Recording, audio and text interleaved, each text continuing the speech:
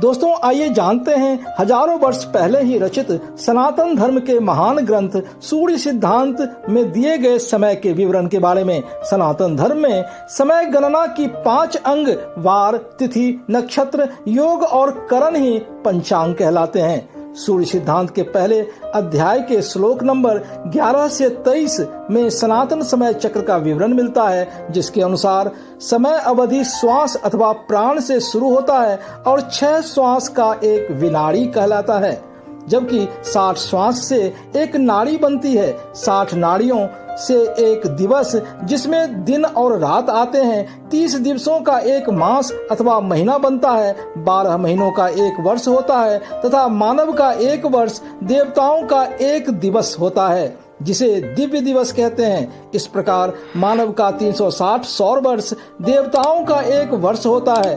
12,000 दिव्य वर्ष एक चतुर्युग कहलाता है, जो 43,20,000 सौर वर्षों का होता है, जिसमें पहला सतयुग 17,28,000 वर्ष का, त्रेता युग 12,96,000 वर्ष का, द्वापर युग 8,64,000 वर्ष का और कल युग 4,32,000 वर्षों का होता है।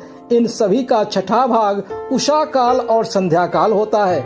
71 यानी कि 71 चतुर्युग एक मनवंतर अथवा मनु की आयु और 14 मनवंतर एक कल्प होता है, जो ब्रह्मा का एक दिवस होता है। और ब्रह्मा अथवा सृष्टि की आयु ऐसी 100 वर्ष की होती है। माना जाता है कि ब्रह्मा की आधी आयु निकल चुकी है। शेष में से यह प्रथम कल्प चल रहा है। इस कल्प में से 6 मनवंतर अथवा मनु निकल चुके हैं। अब 7वें मनु वैवस्वत हैं, जो विवस्वान यानी कि सूर्य के पुत्र हैं। उनकी 27वीं चतुर्युगी बीत चुकी है। वर्तमान में 28वीं चतुर्युगी का द्वापर युग बीत चुका है तथा भगवान कृष्ण के अवतार समाप्ति से लेकर कलयुग का यह 5127वां वर्ष चैत्र शुक्ल प्रतिपदा सन 2025 से चल रहा है।